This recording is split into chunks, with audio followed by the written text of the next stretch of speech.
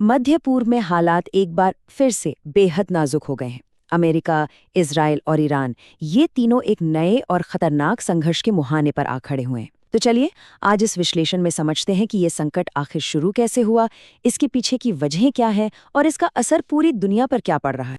कहानी शुरू होती है 28 फरवरी से, जब अमेरिका और इजराइल ने मिलकर ईरान के खिलाफ एक बड़ा मिलिट्री ऑपरेशन लॉन्च किया। इस एक हमले ने मध्य पूर्व में एक नए खतरनाक चैप्टर की शुरुआत कर दी है, जिसके नतीजे अब धीरे धीरे हमारे सामने आ रहे हैं। तो चलिए सबसे पहले देखते हैं कि इस लड़ाई के शुरुआती घंटे कैसे थे। देखिए, सब कुछ इतनी तेजी से हुआ कि किसी को संभलने का मौका ही नहीं मिला।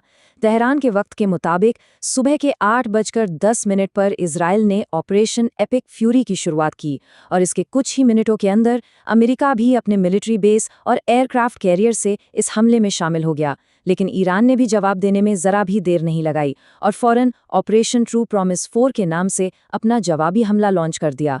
हमले की जो पहली लहर थी वो सीधी ईरान की सत्ता के जड़ों पर थी। तेहरान, इस्फहान और तब्रीज जैसे बड़े शहरों में इंटेलिजेंस और डिफेंस मिनिस्ट्री से लेकर एटॉमिक एनर्जी ऑर्गेनाइजेशन तक, और तो और प्रेसिडेंशियल पैलेस और सुप्रीम लीडर खमेनेई के घर तक को निशाना बनाया गया। मतलब साफ था, ये सिर्फ मिलिट्री ठिकानों पर हमला नहीं था। लेकिन ईरान चुप बैठने वालों में से नहीं था। उन्होंने बहुत तेजी से पलटवार किया।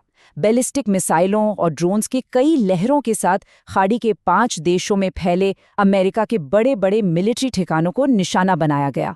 इसमें बहरीन में मौजूद नेवी हेडक्वार्टर से लेकर कतर और यूएई के अहम एयर बेस तक शामिल थे।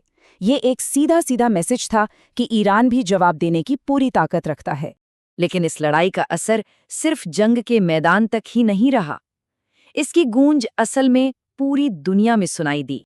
हमले की खबर जैसे ही बाहर आई, दुनिया भर के एनर्जी मार्केट्स में मानो भूचाल आ गया। ब्रेंट क्रूड ऑयल की कीमतें लगभग 20% तक उछल गईं और $80 प्रति बैरल पर पहुंच गईं। जाहिर है, इसका सीधा दबाव पूरी ग्लोबल इकोनॉमी पर पड़ना शुरू हो गया। और इसका असर कितना बड़ा है, इसका अंदाजा आप इस एक बात से लगा सकते हैं। दुनिया का सबसे व्यस्त एयरपोर्ट दुबई इंटरनेशनल अनिश्चित काल के लिए बंद कर दिया गया। इसने यूरोप और एशिया के बीच की हवाई यात्रा में एक बहुत बड़ी रुकावट पैदा कर दी। और ये सिर्फ एक एयरपोर्ट की कहानी नहीं है। सोचिए, Iran, Israel, Iraq, Qatar, Kuwait और यूएई, इन सभी देशों के ऊपर का एयर स्पेस बंद हो गया। दर्जनों इंटरनेशनल फ्लाइट सस्पेंड हो गई। बड़ी बड़ी शिपिंग कंपनियां अब फारस की खाड़ी और लाल सागर जैसे दुनिया के सबसे जरूरी समुद्री रास्तों से बचकर निकल रही हैं। और इस सब के बीच यमन के हूती विद्रोहियों ने भी ईरान की तरफ से जंग में शामिल होने का ऐलान कर दिया है, जिससे ये पूरा मामला और भी ज्यादा पेचीदा हो गया है।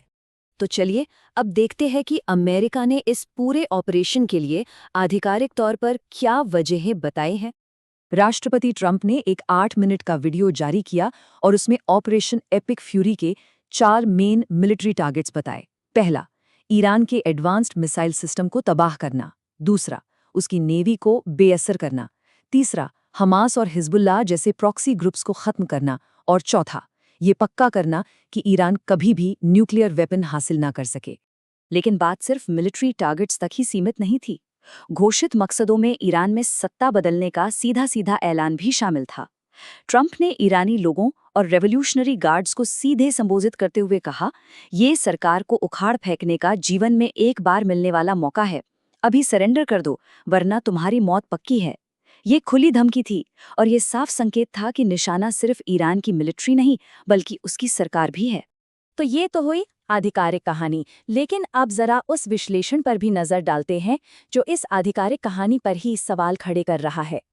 हमारे सोर्स मटेरियल का जो विश्लेषण है, वो एक बहुत जरूरी सवाल उठाता है। क्या हमले का जो समय है और जो वजहें बताई जा रही हैं वो पूरी सच्चाई हैं, या फिर पर्दे के पीछे कुछ और भी चल रहा है? ये विश्लेषण इस एक्शन की तुलना 2003 के इराक युद्ध से करता है और दोनों में एक बहुत बड़ा फर्क दिखाता है, खासकर इंटेलिजेंस को लेकर। 2003 में मासूमों को मारने वाले हथियारों की एक झूठी कहानी बनाने के लिए इंटेलिजेंस को तोड़ा मरोड़ा गया था। लेकिन 2026 में इंटेलिजेंस एजेंसियां खुद कह रही हैं कि किसी भी फौरी खतरे का कोई सबूत नहीं है। और जहां 2003 में कई देशों का गठबंधन था, वहीं इस बार मुख्य रूप से सिर्फ अमेरिका और इजराइल ही साथ हैं। तो अगर आधिकारिक वजहें पूरी कहानी नहीं हैं, तो फिर असली कारण क्या हो सकते हैं? स्रोत का विश्लेषण 3 संभावित राजनीतिक वजहों की तरफ इशारा करता है। पहली, वैग द डॉग सिचुएशन, जहां अपने देश के मुद्दों जैसे कि एप्स्टीन फाइलों से ध्यान हटाने के लिए एक बाहरी संकट खड़ा किया जाता है। दूसरी, राजनीतिक नाकामियों जैसे कि सुप्रीम कोर्ट द्वारा ट्रंप की टैरिफ पॉलिसी को पलटना के जवाब में अपनी ताकत दिखाना।